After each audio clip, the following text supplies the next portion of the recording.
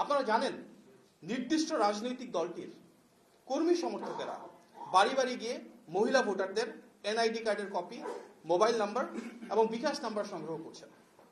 এই বিষয়ে আমরা নির্বাচন কমিশনকে অবহিত করেছিলাম এবং বিষয়টি আমলে নেওয়ায় আমরা নির্বাচন কমিশনের প্রতি কৃতজ্ঞতা জ্ঞাপন করছি। তবে একই সঙ্গে আমরা আশঙ্কা করছি যে ইতিমধ্যে সংগৃহীত এসব ব্যক্তিগত তথ্য ব্যবহার করে ভুয়া বা জাল ভোট প্রদান, প্রতারণামূলক ভোট, মৃত ব্যক্তিদের নামে ভোট প্রদান এবং মোবাইল ফাইন্যান্সিয়াল সার্ভিসের মাধ্যমে ভোটারদের আর্থিক প্রলোভন দেখিয়ে প্রভাবিত করার চেষ্টা করা হতে পারে।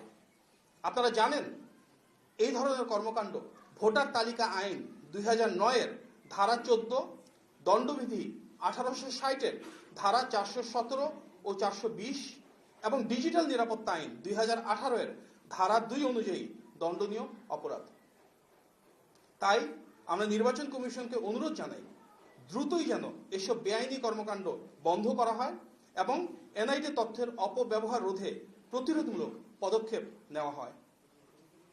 আমরা জানতে পেরেছি প্রতিটি ভোট কেন্দ্রে ভলান্টিয়ার ক্যাটাগরির 13 থেকে 15 জন আনসার ও ভিডিপি সদস্য নিয়োগ দেওয়া হবে, যাদের একটি বড় অংশ সাধারণত স্থানীয় বাসিন্দা।